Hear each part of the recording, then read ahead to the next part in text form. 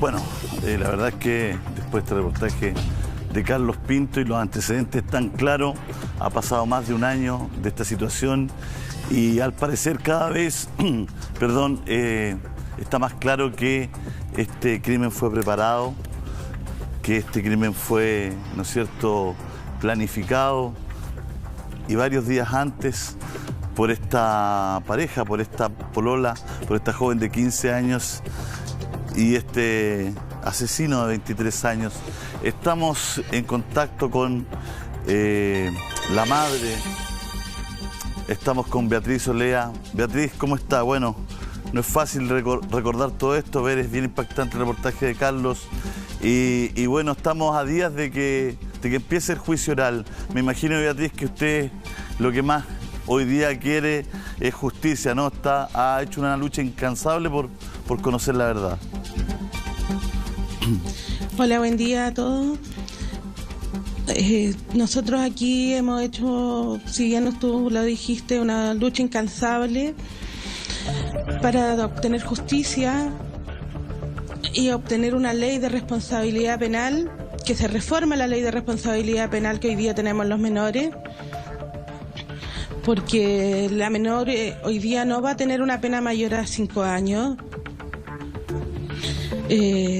Entonces nosotros creemos que es injusto porque ni siquiera queda con un papel de antecedentes sucios, ni sus huellas dactilares, nada. Ella sale a hacer su vida. Beatriz, ¿qué tal? Habla Montserrat. Bueno, acá hay hartos temas que conversar contigo. Está lo que tú planteas, ¿no? Para ustedes es importante que este caso no solamente quede en la dolorosa, macabra y también sádica muerte de Tomás, sino que ustedes buscan, porque hay que señalar que en nuestro país, cuando los delitos se cometen de los 14 a los 16 años, la pena máxima son 5 años, ¿no es cierto? De los 16 a los 18 la pena máxima son 10 años. Y en ese sentido, para ti, la visión que tú tienes es que quien habría sido la autora intelectual, al menos del asesinato de tu hijo, debía recibir una pena mucho más gravosa. ¿Eso es lo que tú esperas en este minuto? No solo lo que yo espero, Montserrat, es lo que esperamos todos, es lo que espera un pueblo, es lo que espera las comunas alrededor, es lo que espera este país. No podemos normalizar que un homicidio calificado lo podamos pagar con 5 años. Que es el máximo, que le pueden dar 3. Y todos sabemos cómo funciona la justicia en Chile, o sea, con 1 año y medio podemos estar afuera. Ella sale a hacer su vida, ella sale a rendir una prueba, a estudiar, sin un castigo de la sociedad, o por lo menos del Poder Judicial. ¿Se ha acercado porque la ley no lo permite. Así es. Beatriz, ¿se ha acercado a ti en este tiempo la familia de ella? Entiendo que hace 1 año reporteamos este caso a fondo, que viven cerca ahí en la comuna, digamos. ¿Has tenido algún acercamiento, alguna conversación con la familia de esta niña? No, solo el impasse el día 24 de diciembre. ¿Qué pasó ese día, Beatriz? ¿Perdón? ¿Qué pasó ese día, el 24 de diciembre? Tuvimos una discusión de palabra con la familia de la menor. Y de agresiones físicas. ¿Se encontraron en la calle, digamos? ¿En una situación pública? No, nos encontramos en un condominio que está cerca acá, donde vive mi primo, y yo fui a ver a la familia de mi primo, a pasar las fiestas con ella. Claro, la Navidad. Nunca han logrado, nunca, Beatriz, se ha logrado quizás una conversación. Ellos nunca han golpeado a tu puerta, te han llamado para poder hablar. Ellos creen en la manipulación de la menor, que el Tomás Ignacio la violentó de alguna manera, siendo que las pruebas así dicen, y nosotros esperamos demostrar en el juicio que nunca fue así. Bueno, palabras de la menor el día de la control de detención, palabras de ella misma, dijo que nunca había sido así. ¿Qué sabías tú acerca de esta joven, Beatriz? Esta joven era compañera de tu hijo, compañera de curso, estuvo en el funeral, participó también de todo, de la preocupación en esas horas que no se sabía nada de Tomás. ¿Tú sabías de ella? ¿La conocías? ¿Era del grupo de amigos o de amigas de tu hijo? Ella sí, es de acá de San Vicente, es hija de un scout, donde nosotros nos conocíamos hace muchos años, donde yo había sido scout junto con ella. Ella no era compañera de mi hijo, ella había llegado al establecimiento, al Colegio Nehuen, el segundo semestre del 2018 y estuvo hasta el primer semestre del 2019 cuando cometió este horrendo crimen. Participaron juntos en los scouts y anteriormente habían participado en otras actividades donde el Tomás participaba. ¿Tomás te había hablado de ella alguna vez o no? Por supuesto, yo a los amigos del Tomás los conocía. Beatriz, por eso dígame. Beatriz, estamos a unos días de que comience el juicio oral. Cada vez hay más pruebas, hay más antecedentes. En ese sentido, ¿te ha sorprendido algo? ¿Te has comunicado con la Fiscalía? ¿Has tenido conocimiento de cómo ha avanzado la investigación? A mí todos los días me sorprende que una menor haya sido capaz de participar en un homicidio calificado con 15 años, que lo hayan planificado desde mayo. Aquí quien le mostró el lugar a Ulises Labrín fue ella. ¿Cómo es eso de que lo planificaron desde mayo? Ese es un antecedente, al menos para nosotros, nuevo. ¿Qué se ha sabido de eso? Eso es parte de la investigación que tú has ido conociendo, ¿no, Beatriz? Por supuesto, y es parte de la investigación que se dará a conocer en el transcurso del juicio, donde ellos planificaron paso a paso, el día, todo, cuando podían cometer este horrendo crimen hacia mi hijo. Claro, para que la gente entienda, el crimen ocurrió el 27 de julio, o sea, estamos hablando de prácticamente 2-3 meses antes de que ocurriera el crimen. Ahí hablaban algunas fuentes importantes en los sendos reportajes que mostramos, que precisamente apoyan la tesis de Beatriz, que dicen que esto en la investigación, ¿no es cierto?, fue hecho con bastante tiempo, que buscaron el lugar, la forma y hasta llegar al día, ¿no?, donde a él se le cita a este lugar y se le induce a ir, porque a pesar de que él en algún momento dice que no sabía si podía ir, que lo podían retar, ella insiste y ella lo manipula finalmente para que asista a este lugar. Lo pongo ahí en la mesa porque se nos está sumando mucha gente a esta hora de la mañana, a las 9:54, Beatriz. Beatriz, hemos hablado de la joven de 15 años. Bueno, la persona imputada ya es mayor de edad, tiene 23 años, ¿no es cierto? Él ya puede tener una pena más alta. Este es un crimen que tú sientes que es un homicidio calificado, ¿no?, por la premeditación y por todo lo que hemos hablado. ¿Qué pena esperas para él? Yo no siento que es un homicidio calificado. Está tipificado así. Es un homicidio con alevosía, premeditación y ensañamiento. Claro que sí. Claro que sí. ¿Qué pena esperas para yo él? que espero, Ulises arriesga una pena perpetua efectiva. O sea, sí. Se da cuenta la diferencia que hay con la menor que fraguó todo esto. O sea, sí, lo que a ti te molesta, perdón, sí. Monse, lo que a ti te molesta, Beatriz, derechamente, es que tú sientes que es tan responsable la menor como Ulises y las condenas en este caso son muy distantes, muy diferentes. O sea, por un lado hay una persona que fraguó esto, dices tú, que ideó esto intelectualmente, que le va a salir muy pocos años y a la otra persona puede estar hasta en cadena perpetua. Entonces tú dices, la distancia es demasiado grande para personas que al menos tienen culpabilidades similares, ¿no? Yo estoy de acuerdo que aquí los niños no son malos. Yo estoy de acuerdo que es una menor, que hay que los derechos que resguardárselos, pero aquí todos los menores no son iguales. Aquí estamos hablando de una menor que fue capaz de cometer un homicidio calificado, que lo planificó.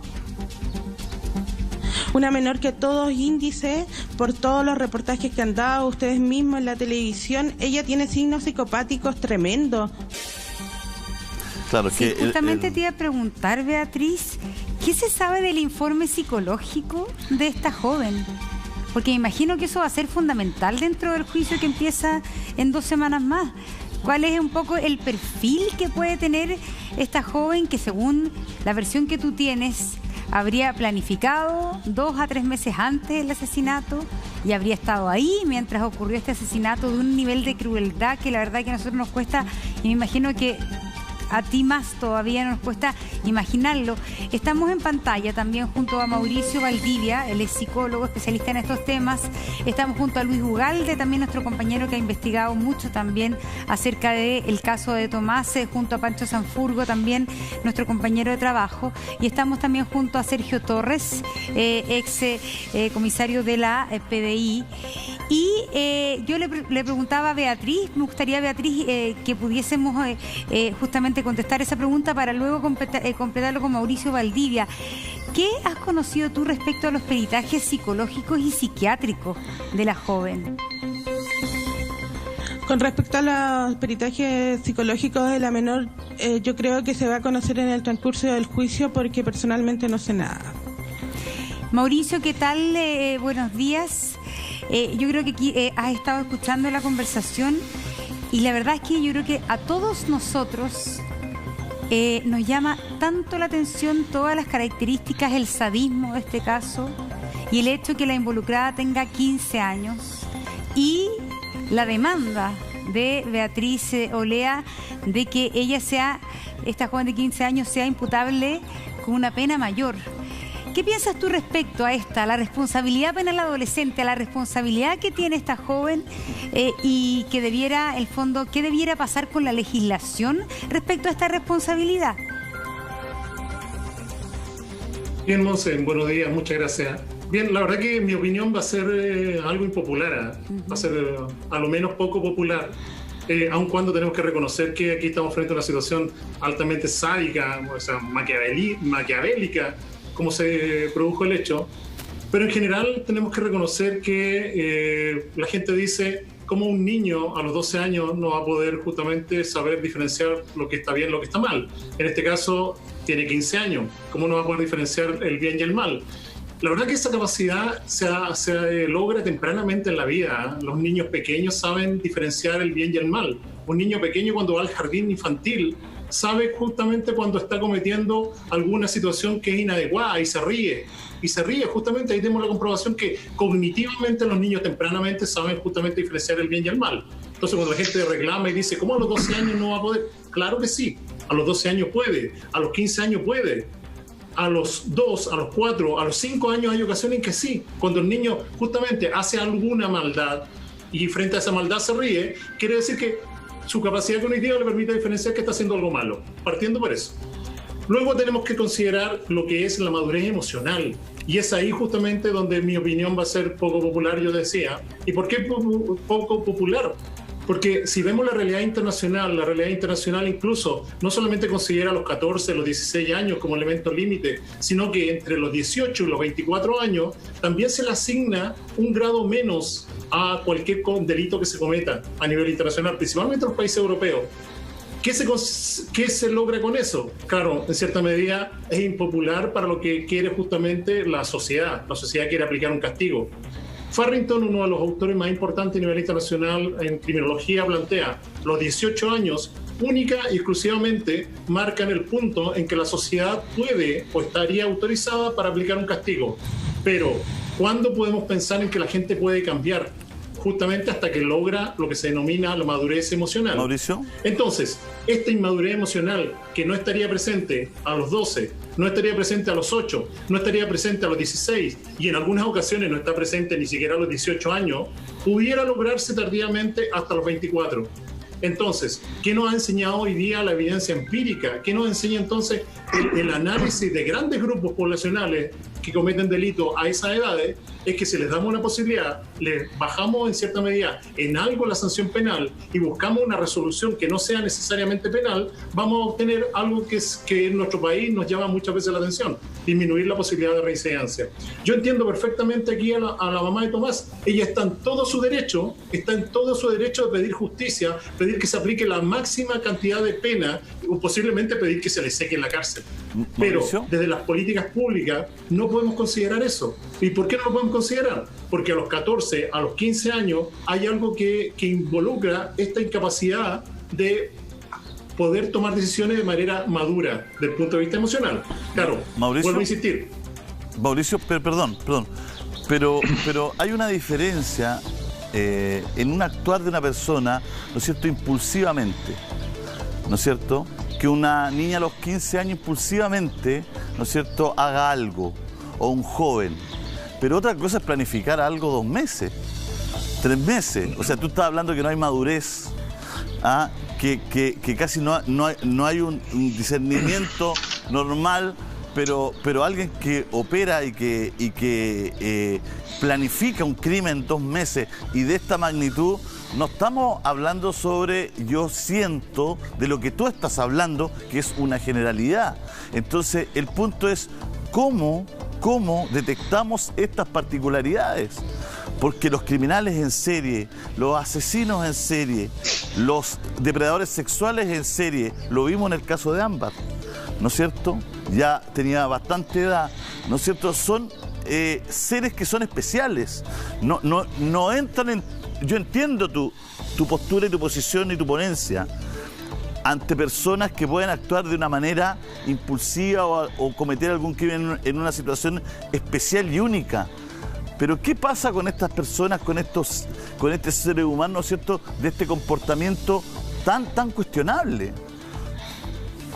Sí, Julio César, yo por eso dije que mi posición iba a ser impopular, aun cuando está basada en la evidencia científica. Es decir, hoy día lo que tenemos que hacer es tomar decisiones basadas en evidencia, no en el corazón, no en el dolor del corazón. Si tomamos decisiones basadas en el dolor del corazón, la verdad que mandaríamos entonces a los niños a partir de los 12 años a un medio penitenciario. Entonces eso es lo que tiene que quedar claro. Yo aquí estoy completamente de acuerdo. El delito es sádico, hay un elemento maquiavélico en la planificación y la elaboración, claro, pero eso es el caso a caso. En el caso a caso tú tienes toda la razón. De hecho, las conductas psicopáticas, y en eso hay una discusión a nivel internacional, también a nivel científica, la ciencia psiquiátrica infantil plantea que no se puede hablar de trastornos antes de los 18 años, pero hoy día encontramos que hay conductas que son bastante psicopáticas en niños bastante menores. Entonces, sí, tú tienes toda la razón, pero ese es el caso a caso. Cuando hablamos de las políticas públicas y hablamos entonces en qué medida tomamos decisiones, no podemos aplicar sanciones penales a los 15 años, igual que cuando el sujeto tiene 18 o tiene 23 o 24 años. Vuelvo a insistir, en Europa la mayor parte de las cárceles están segregadas hasta los 24 años, y justamente es por eso. Vamos a darle la palabra a Beatriz. Beatriz, ahora sí, por favor. Yo lamento enormemente las palabras del señor que está conversando, pero yo le voy a exponer aquí algo. Yo no estoy pidiendo aquí justicia para Tomás porque no va a haber. Yo estoy pidiendo para el futuro, para el resto, para los que vienen, para tus nietos, para tus sobrinos, para que mañana no se topen con una mente enferma como que ya Julio César lo dijo. En el caso de Amanda, vimos que este era un psicópata y todo indica que la menor así también lo es. Ella lo planificó desde el mes de mayo. Ella tiene excelentes notas en el colegio. O sea, hoy día me están diciendo que los menores pueden abortar con 14 años, se pueden cambiar el nombre, pueden decidir con qué padres se van a ir a vivir, pero no pueden pagar un homicidio calificado. Aquí estábamos hablando de algo puntual, de un homicidio calificado. cometido por la menor, como lo dije en la nota anterior, ella después sale de matar a mi hijo, se encuentra con su madre y se va a almorzar. No conforme con eso, después va, le hace escolta a mi hijo, me da el pésame y disfruta todo lo que está pasando. Yo la vi en el control de detención, ni una gota de arrepentimiento, me miró a los ojos. Yo esperaba ver una cabra destruida y así no lo es. Por eso, si estamos hablando de políticas públicas, hablemos de políticas públicas para este tipo de niños, para este tipo de jóvenes. ¿Qué piensas, Mauricio? No para alguien que se roba una bicicleta. Yo creo que... Justamente, Mauricio, yo le agradezco, Beatriz, sí. La verdad que le acompaño con el dolor que siente, y la verdad que uno, desde la realidad, uno no es capaz de sentir lo que significa perder a un hijo. Eso es imposible. Es decir, uno trata de ponerse en sus zapatos, pero es muy, muy difícil. Yo por eso le doy gracias que usted tenga la valentía de hacer frente y llevar esta lucha hacia adelante. Pero aún así, las políticas públicas involucran entonces, y usted ahí tocó un elemento mucho más importante que tiene que ver con el fracaso que tienen las políticas públicas en los procesos previos a los 18 años. Es decir, hoy ya hablamos del Sename, llevamos 20 años hablando del Sename. Yo me acuerdo que hace 10 años atrás yo participé en las mesas intersectoriales en las cuales justamente se ponía en juego esto. ¿Qué hacemos con estos muchachos, con estos niños que son de alta complejidad? Estos muchachos que son los más graves. Y traigo a colación lo que pasó con el Cizarro, Cristóbal, que es el mejor ejemplo de cómo el sistema político, las políticas públicas han fracasado. Hoy día el Cizarro lo tenemos metido justamente en una cárcel porque siguió justamente cometiendo lo mismo que había cometido cuando tenía 10 años. Desde esa lógica usted tiene toda Aquí, la con razón. todo respeto, pero lo que tenemos que mejorar, el joven entonces, son Cizarro esas no tiene políticas nada que públicas. ver con Y la eso es lo que nos crianza da, que tuvo la menor. yo le agradezco, Aquí de la menor porque estamos situaciones hablando tan que dolorosas, fue los tan tres graves. mejores colegios A ver, subvencionados que ordenemos, la ciudad tiene. Tiene excelentes notas, o sea, el contexto no es el mismo. No estamos hablando de un chico vulnerable. Ordenémonos, porque aquí lo que Beatriz te está poniendo en la mesa, Mauricio, por si no la escuchaste, y yo también entiendo, y fue lo que te planteé. O sea, no estamos hablando aquí de una niña vulnerable, ni vulnerada, porque No. el ejemplo del Cizarro corre por otro vertiente, y yo sé que tienen que haber políticas públicas, pero aquí estamos hablando de una joven que está en uno de los mejores colegios, una joven que tenía un buen seno familiar, una joven, ¿no es cierto?, que no tenía ningún problema de vulneración de sus derechos, ni mucho menos, una joven que no robaba, una joven que no era drogadicta, o sea, una joven que planificó esta situación.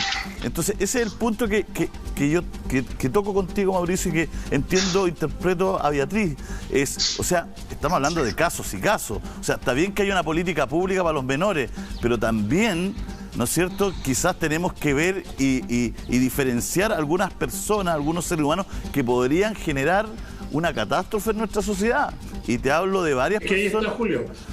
¿Cómo? Ahí está, perdona. Ahí está el tema. No existe hoy día la peor intervención que hoy día realiza el Estado está llevada justamente en aquellos que son los más complejos, los más crónicos o los más difíciles de abordar. Es decir, ¿qué hacemos con una muchacha que posiblemente, todos ustedes tienen razón, tiene un importante rasgo psicopático, pero ¿qué hacemos como Estado? Es decir, hoy día la vamos a tratar con la estrategia que venimos tratando, y por eso vuelvo a insistir, el límite entre la vulneración. Recuerden que el Cizarro vivió en la calle prácticamente toda su vida. Por lo tanto, el límite que hay entre la vulneración y la infracción de derechos, o sea, la infracción de ley, es un límite muy, muy precario, muy precario. Hoy día vemos justamente que no existen herramientas para tratar justamente estos casos que son los de mayor complejidad. Es decir, por eso nosotros hoy día, Beatriz, disculpa, Monserrat, que te interrumpa, nosotros hoy día estamos buscando una ley de responsabilidad penal para jóvenes y adolescentes, ya no para tomar, no para esta joven, porque yo no voy a tener, pero sí para los que vienen, para estos jóvenes que son psicópatas, para estos jóvenes que son capaces de cometer estos homicidios horrendos. En esto tenemos que hacer políticas públicas. Yo lamento enormemente, de verdad, lo del Cizarro. Pero aquí, vuelvo a insistir, aquí no, la chica no era vulnerable, fue en los 3 mejores colegios de la ciudad. Tiene excelentes notas y sigue teniendo mejores notas, las excelentes notas en el Sename. Aquí estamos hablando, hoy día, por ejemplo, la Defensoría de la Niñez quiere que los jóvenes entre 16 y 17 años voten, seguimos dándole responsabilidad, pero no podemos pagar un homicidio calificado. Aquí estamos hablando de un caso puntual, que queremos que mañana no vuelva a suceder, que no haya otro Tomás. Yo creo que hay un que argumento... esa sensación de que yo no tenga justicia, no la tenga ninguna madre más, nadie más en este pueblo, ni en el mundo, ni en Chile.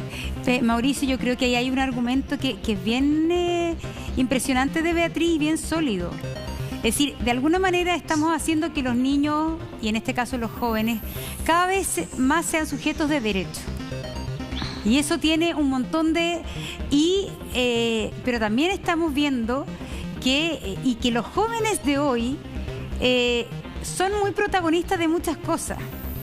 Entonces, ¿por qué no pueden ser, en casos como este, también sujetos de deberes?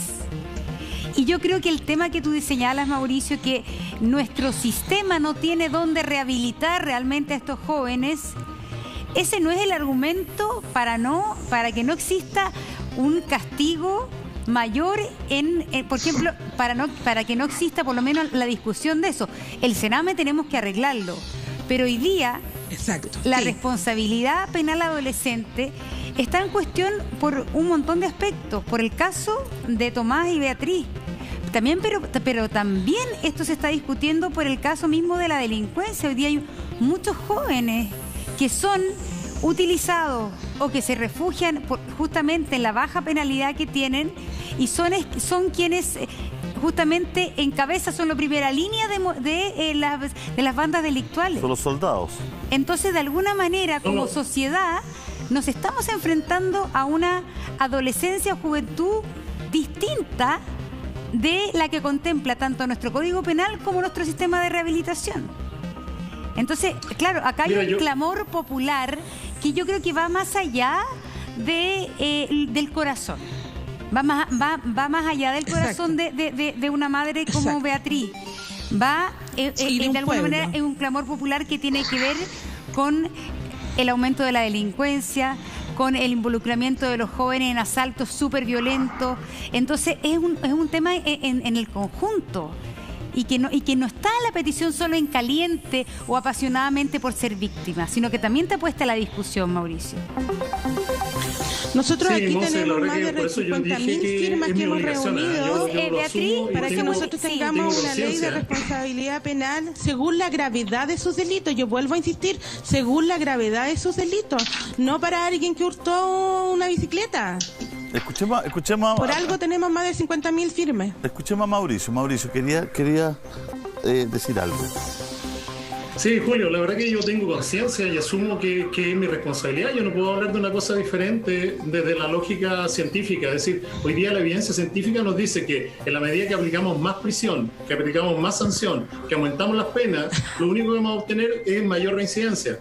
En la medida que hacemos justamente lo contrario, que sería, por ejemplo, preocuparnos hoy día, hay tres factores que hoy día marcan la reincidencia en general. Los niños hoy día, saben ustedes que tenemos cerca de 300.000 niños que no están terminando ni siquiera el octavo básico hoy día, en este momento en nuestro país, y con la pandemia se proyecta que esos 300.000 niños que no están terminando el octavo van a ser más. Mauricio, lo que pasa es que una cosa son las políticas públicas y otra cosa son los crímenes. Que no los vamos a poder hacer, no van a poder hacer match en esta conversación. Uno entiende tu posición frente a las políticas públicas y que sean así, pero nos encontramos frente a jóvenes que ni siquiera sufren sanción por su acto. O sea, ¿cómo es posible? ¿Cómo va a haber rehabilitación y reinserción si no sufren ninguna consecuencia por su acto? O sea, ¿qué rehabilitación, qué reinserción? Estamos hablando de una niña vulnerable. ¿Qué reinserción y qué rehabilitación va a haber que un joven que comete un crimen no tenga sanción? Por la edad que tiene o por lo que sea. Hay un caso que hay un padre que ha llevado esto también, al igual que Beatriz, hasta el final de sus días ha trabajado por esto que se llama Andrés Cubillos. Su hijo se llamaba Felipe Andrés Cubillo y fue apuñalado en la puerta de la casa de su abuelita porque le querían quitar el reloj. Lo apuñalaron tanto que le apuñalaron el cuello, lo mataron en la puerta de la casa de su abuelita por quitarle el reloj. Un joven de 16 años. Esa persona no era vulnerable que lo apuñaló. Tenía una pyme delictual, trabajaba en esos robos y era un asesino brutal. Mira lo que llegó a hacer con un cuchillo. La penalidad bajísima. el padre también ha concurrido a decir, oye, esto tiene que cambiar. O sea, estamos frente a situaciones puntuales, ¿no es cierto?, de gente que al no tener sanción no va a tener nunca una verdadera rehabilitación y arrepentimiento. Si sabe que a los 2 meses va a estar en la calle de nuevo, Mauricio. La verdad que, vuelvo a insistir, Julio, yo no puedo decir otra cosa que es lo que dice la evidencia científica internacional. Si mejoráramos el tratamiento en el medio penitenciario de los mayores de 18 años y mejoráramos el tratamiento de los infractores de ley menos de 18 años, la verdad que mucha menos reincidencia tendría. Ya lo hemos hablado muchas veces. Chile hoy día encabeza los niveles de reincidencia a nivel internacional y a su vez tenemos un 80% de reincidencia. De cada 100 presos que entran a la cárcel, 80 vuelven a ingresar a la cárcel. Esa es la gravedad que hoy día estamos enfrentando. Y por otra parte, Chile está entre los top 10 de los países que mayor pena aplica justamente de castigo. Tenemos aproximadamente casi 300 presos por cada 100.000 habitantes. 300 presos por cada 100.000 habitantes. España tiene 90. España, Europa en general, tiene 90, 80 presos por cada 100.000 habitantes. Entonces, cuando se dice, apliquemos la mayor sanción, aumentemos los costos para que la delincuencia baje, al contrario, lo que estamos creando es mayor cantidad de delincuentes. El 80% de los que ingresan a la cárcel reinciden. Entonces, Mauricio, perdón, pero usted aquí está diciendo que nosotros tenemos que ver las políticas públicas internacionales. Si nosotros estamos viendo las políticas públicas internacionales, nosotros también tenemos que ver que en Estados Unidos ella tendría una pena según la gravedad de sus delitos. Ahora, obviamente nosotros tenemos que trabajar tanto el Sename, yo digo como ciudadana, tanto el Sename y tantas instituciones que tienen que rehabilitar a nuestros jóvenes, pero hoy día no existe una penalidad según a lo que ellos cometen. Aquí estamos hablando de una joven que la planificó, estamos hablando de que dejó a mi hijo abandonado, que mi hijo al final se murió desangrado, que no tiene una pizca de arrepentimiento. Aquí yo no estoy sanitizando una chica normal como el abogado de la defensa en algún minuto lo dijo ayer. Yo lamento enormemente sus palabras, pero aquí estamos hablando de una persona que fue capaz de participar y destrozar a mi hijo. ¿Usted puede creer que yo ni de mi hijo me puede despedir de un beso en la cara? Porque hasta su cara se la cortaron. Beatriz, usted tiene toda la razón. Tiene toda la razón. Aquí estamos frente a un delito que es terrible. El nivel de sadismo y el nivel de maquiavelismo que se puso en juego es realmente grave. Es más que grave, es atroz. Es insoportable para la vivencia de un padre o una madre. Lo que yo le quiero decir, que no es la sanción lo que tenemos que buscar, es que la intervención que realice el Estado sea realmente efectiva. Cambiemos el concepto.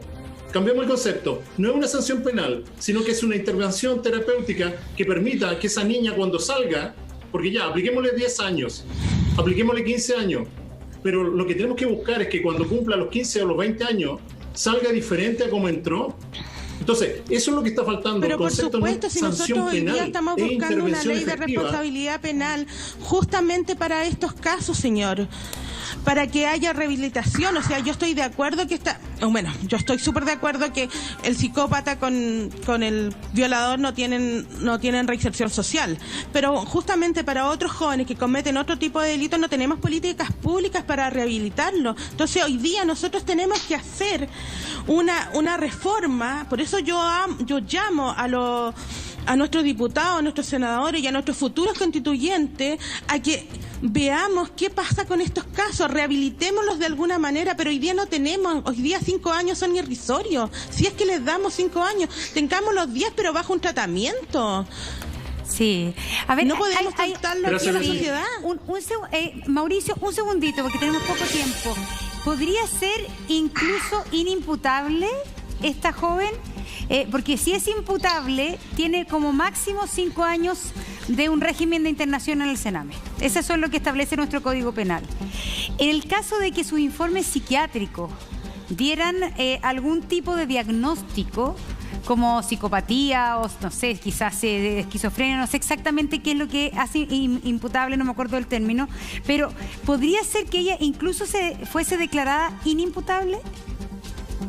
Es muy poco probable, Monse, porque la inimputabilidad significa pérdida de juicio de realidad. Es decir, que fue impulsada por la alucinación y delirio Y en este caso, la mamá de Tomás nos dice justamente todo este hecho de planificación Mauricio, y todo lo que pasó antes, durante y después. Con lo cual, la pérdida de juicio de realidad aquí está prácticamente excluida. Es decir, a mi juicio, no habría ningún elemento que nos permita decir que ella actuó sin la... Mira, imagínate lo que significa inimputabilidad. Significa no tener la capacidad para comprender que lo que está haciendo es un delito. O sea, no tiene la capacidad para comprender que lo que está haciendo es un delito y no tiene la capacidad para dirigir su conducta. En este caso, eso pareciera que no merita ningún análisis. Sergio Torres, estamos frente a una persona que después del asesinato ayudó en la búsqueda, dio declaraciones a algún medio, le dio el pésame a la madre, fue al funeral, ¿no es cierto?, le escoltó a la víctima. O sea, estamos... No sé si usted había estado presente en un caso similar. Sergio, ¿cuál es su opinión? Hola Julio, buenos días. Buenos días, Monse. Buenos días. Mira, yo voy a hacer una cosa bien simple referente a esto. La parte pedagógica, la parte literaria que estaba escuchando está muy bien, pero me pongo en el lugar de la madre. Aquí hay una víctima que en este momento es la madre que perdió a su hijo. Y desde el punto de vista policial, a mí nunca había visto un caso de esta magnitud, el ensañamiento, lo horrible que fue la pérdida de Tomás. Pero yo creo que policialmente, desde el momento que se inspeccionó, se encontró el cuerpo, se pusieron la evidencia en conocimiento del Ministerio Público y estas personas quedaron, ya sea el mayor en prisión preventiva y la menor recluida, tenemos que de una vez por todas demostrar responsabilidades desde el momento que una persona razona, sabe lo que está haciendo. Y en eso yo creo que aquí no tenemos que buscar algo ejemplarizador, si ojalá se pague, porque nadie va a devolver la vida a Tomás. No podemos seguir protegiendo que los menores, del momento que se comete un delito es responsable. La responsabilidad aquí viene, el Ministerio Público tendrá que demostrar ante el juicio oral la participación de la niña y del joven que se coludieron para cometer este hecho, y la Defensoría tratar de defender que la niña aquí hay una víctima que perdió la Sergio, vida y hay dos personas que son responsables. Sergio, gracias, te queremos agradecer. Mauricio, queremos agradecer tu participación. Lucho también, y Beatriz a ti en especial. Gracias por concedernos esta entrevista. La verdad es que es un tema muy importante porque uno también ve cómo los jóvenes de 16 años de hoy día no son los mismos de hace 10 años atrás, 15 años atrás, 20 años atrás. Uno también, Mauricio, siente que esta evidencia científica tiene que estarse actualizando día a día, ¿no? O sea, uno también, como padre, empatiza con Beatriz en el sentido, ¿cuántas vidas de jóvenes vamos a tener que sufrir, ¿no es cierto?, para a lo mejor que haya un buen sistema de rehabilitación, que haya un buen sistema de reinserción? ¿Cuántas vidas van a costar como la vida de Tomás para darnos cuenta que hay algunos jóvenes que podemos sacar adelante y quizá hay algunos otros que tienen algunas psicopatías que tenemos que tener vigilados al menos, ¿no? Mauricio, gracias por estar con nosotros. Beatriz, muchas gracias. Gracias, Julio. ¿Puedo decir una cosita? Sí, por favor, Beatriz. Chiquitita, por favor. Por favor, Beatriz. Nosotros hoy día estamos buscando una ley de responsabilidad penal, que se reforme la ley de responsabilidad penal hoy día para crímenes según la gravedad de sus delitos. Para eso llamo a nuestro legislador y a nuestro futuro constituyente. Muchas gracias por la entrevista. Y nada. Pucha, Beatriz, Beatriz, entendemos, es que yo creo que todas las mamás empatizamos tanto contigo y yo incluso que creo que es los difícil papás de también, imaginar. Sí, Julito, sí, es difícil de imaginar. Es que yo me pongo en tu lugar, es difícil de imaginar lo que debe significar, porque ahora tú estás de alguna manera con la fortaleza que te da la lucha y con la fortaleza que te da un juicio que viene. Pero también después de esta fortaleza que has tenido que tener y que demuestra, me imagino que viene esa pena, angustia, pero inconsolable, no sé, en las noches en tu casa, al despertar en la mañana, cuando el juicio ocurra. Realmente lo que yo creo que lo que te ha pasado a ti es algo que no sé cómo realmente es, tiene, las palabras se quedan cortas para describir, así que queremos mandarte un abrazo grande de parte de todo el equipo y decirte que a pesar de que tu pena es tuya, te entendemos muchísimo. Toda la energía del mundo, todo el cariño para ti. Un abrazo gigante aquí desde el estudio y de todos, ¿no? De todos los que aquí están, de Mauricio, de Sergio y de Lucho. Gracias, gracias Beatriz. Son las 10:25. Bueno.